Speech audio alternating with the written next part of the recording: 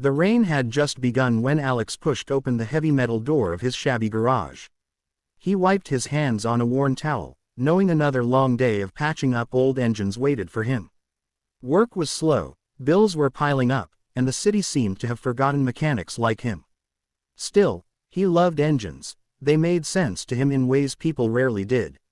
A black limousine rolled up, its glossy exterior completely out of place in his dusty street. The driver's window slid down, and a sharp voice cut through the drizzle. "You the one they call the miracle fixer?" Alex looked up, surprised. "Depends on who's asking," he said calmly. The back door opened, and a woman stepped out in heels that probably cost more than his rent. Her posture was a blend of confidence and annoyance. She was stunning, but it was the arrogance in her eyes that held his attention. "I'm Claire Donovan," she said as if the world should bow when hearing her name. He'd heard of her, CEO of Donovan Motors, one of the biggest automotive companies in the region. "My car broke down on the highway. My team says the engine's fried beyond repair. Think you can do something about it?" Alex shrugged lightly. "Bring it in. I'll take a look." Claire crossed her arms. "That's not good enough. I need it fixed fast. I have a shareholders meeting in 3 hours." The corner of Alex's lips lifted. "Engines don't care about your meetings." Claire rolled her eyes. "Just fix it. And hey, if you manage to repair what my top engineers say is impossible, I'll even marry you." Her tone was dripping with sarcasm.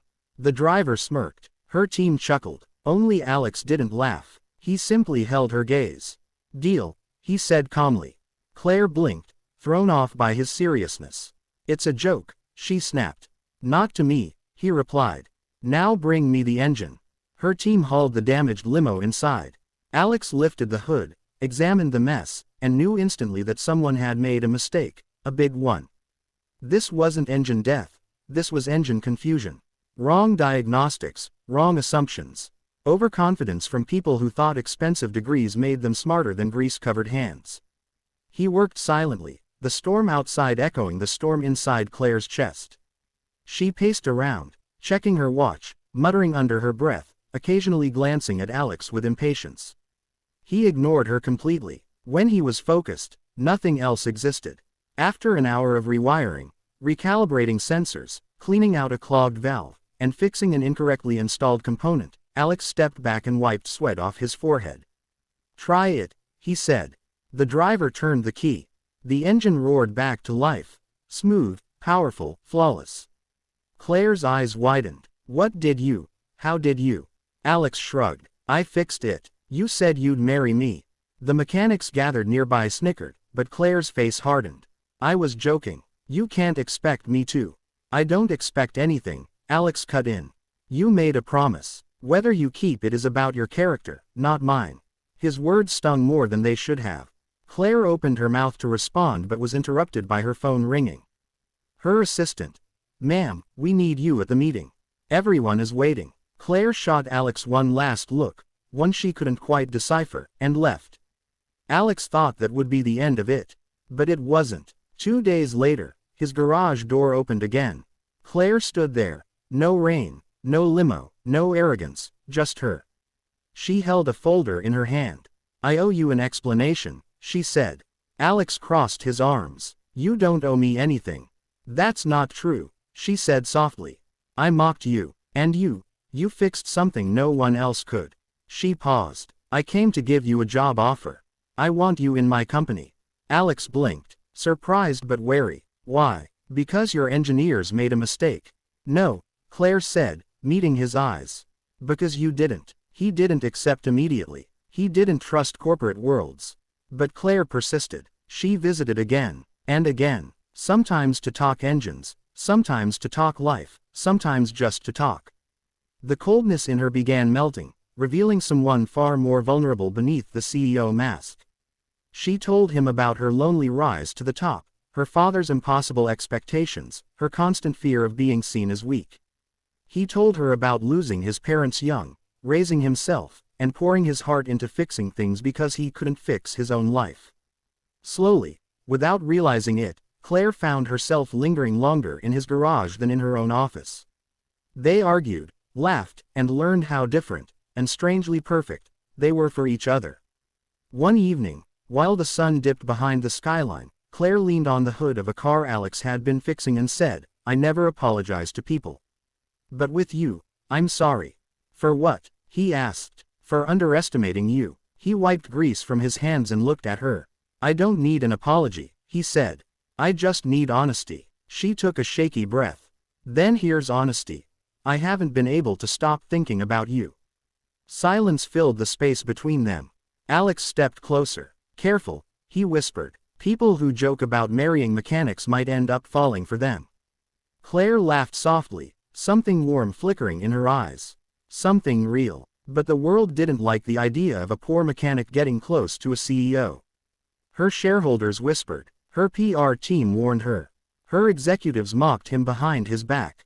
One day, tabloids splashed headlines. CEO seen with grease-covered nobody. Claire saw them. Alex saw them. And suddenly, everything became complicated.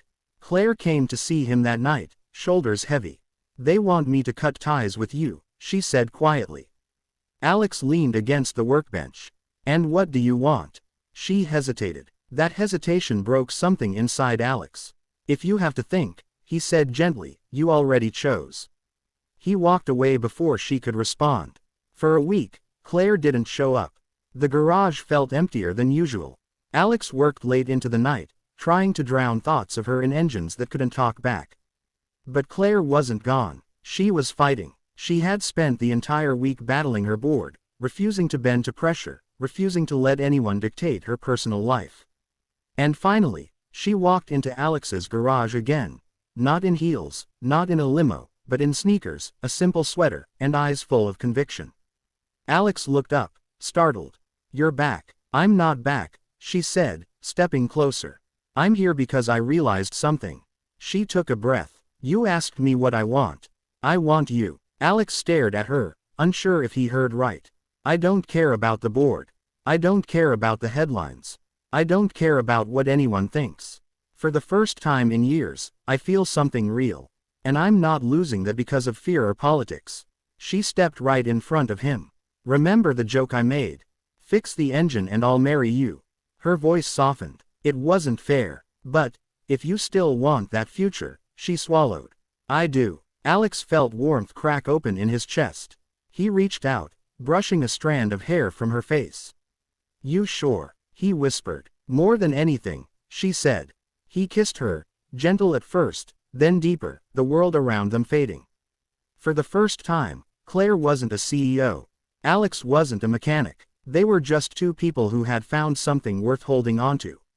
She moved Alex into the company's engineering division.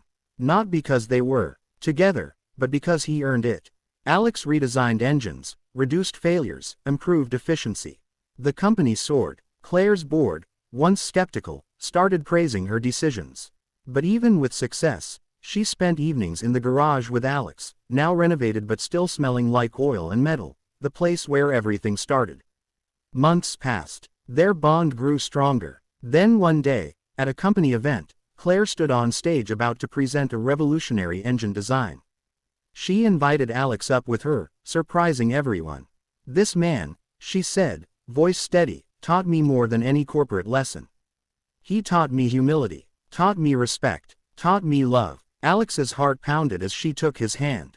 "And he fixed an engine no one else could," Claire added with a small smile.